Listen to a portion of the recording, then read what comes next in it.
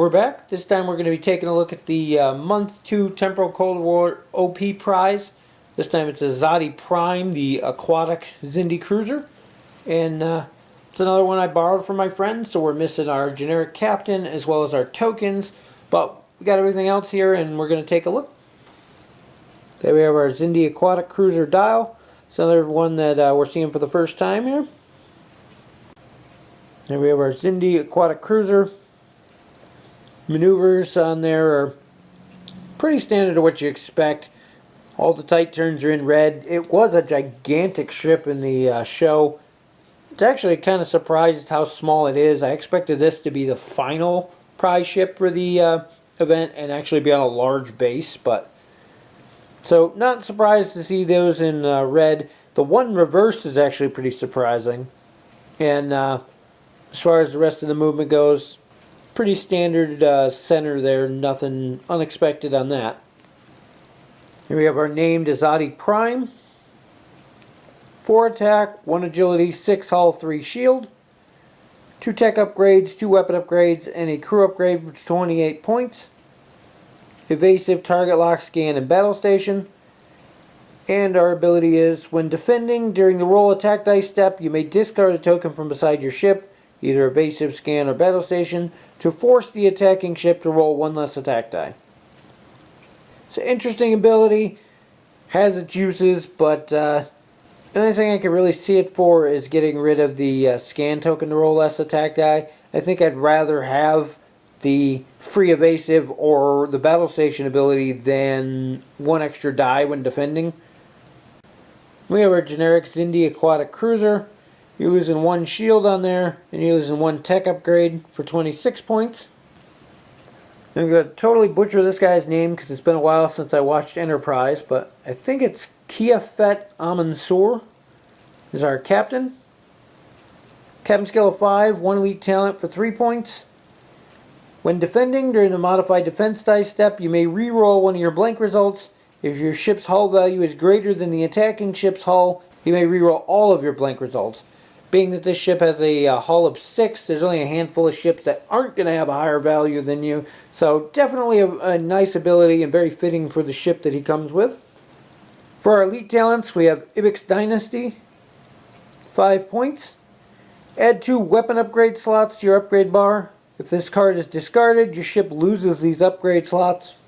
When defending, before any dice are rolled, you may discard this card and 1 of your weapon upgrades to cancel an attack. Attack cancellation is always nice. 5 points plus whatever the cost of the weapon is you're doing is pretty steep. And the detrimental of losing the extra 2 weapon upgrades, if you're using those slots, can hurt you depending on the ship that you have this on. Overall though, attack cancellation is extremely nice.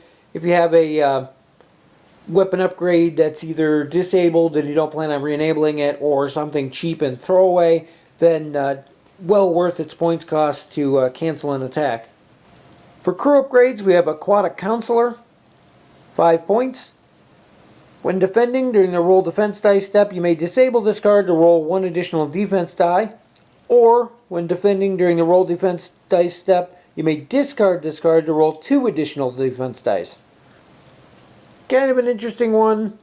An extra defense die for 5 points is kind of steep. Normally stat points cost you 2 points for 1 if they're on a ship. Upgrades a little bit more, but you're paying over double at that point. Discard to gain 2. The 5 points is worth the 2, but at the cost of the discard, so you can only use it once. It's kind of situational.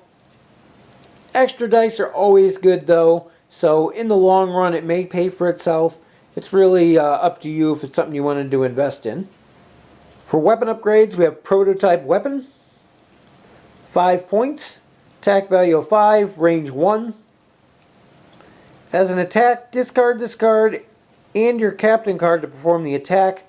Place a mission token in the play area in your forward firing arc within range 1 of your ship that is not on top of another ship's base. Using a 360-degree arc from the mission token, target all ships in line up to range 2 and make a separate attack against each ship in the line at -1 attack for each target past the first. Remove the mission token from the play area after the attack. This upgrade can only be purchased for a Xindi ship.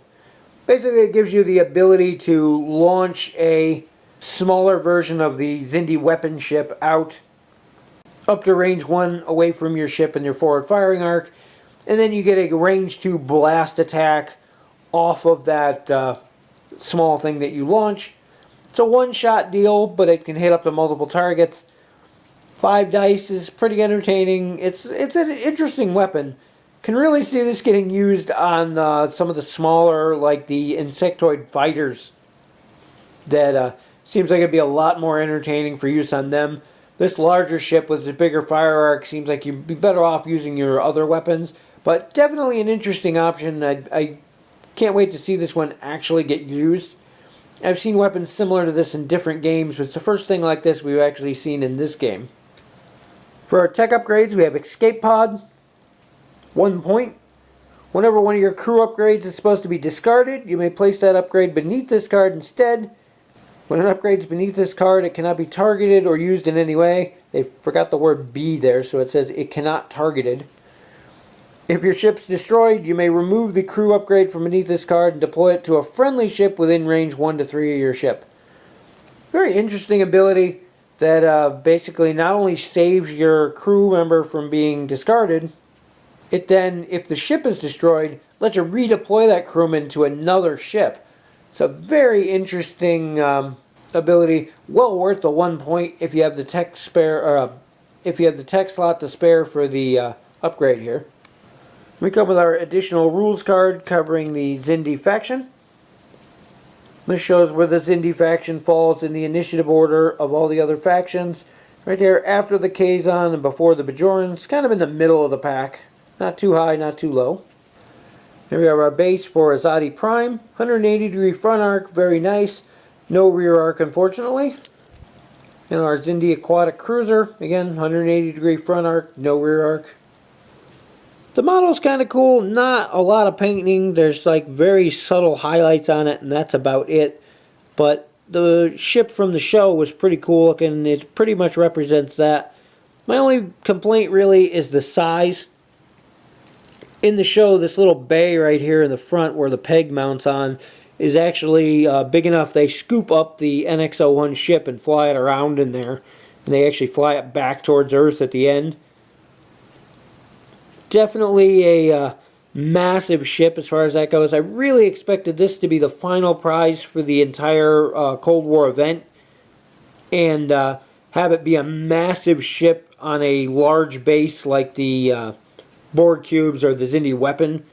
Was really disappointed to find out that they made it just standard scale size. But then again, so many of the other ships aren't to scale. Not really surprised by that. But still an interesting model, and I'm not sure what you could do to it to make it improved, but definitely anybody out there with painting skills always does amazing jobs on these, and I can't wait to see what they come up with this one. Overall, it's a pretty cool ship. I really love the Xindi faction. I wish they weren't prize ships so that I could run a fleet of them. To gather up a fleet of these, you're either going to have to win multiple OP events or buy them online, and the secondary market prices for OP prizes are usually way too high for my taste. For now, we just have to settle with that. Eventually, they'll come out as a retail pack, and then we're going to see a lot more Xindi fleets. For now, they're going to be the occasional one-off, or for die-hard collectors who don't mind spending the money, you're going to see entire fleets at times. Standalone, they're a pretty decent faction already with what they have available.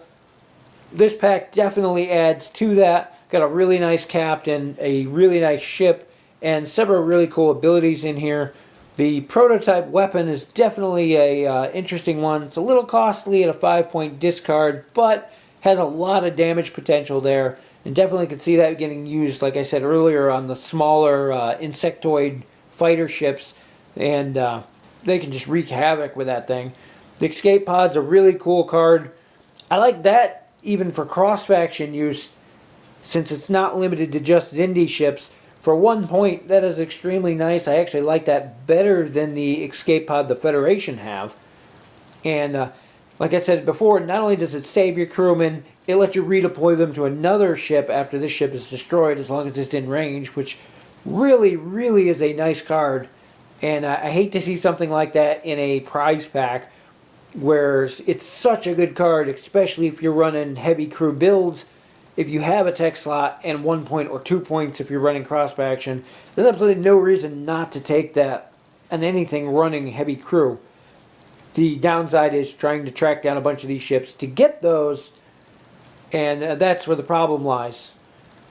Anyway, that's pretty much it for this one, and we'll see you in the next video.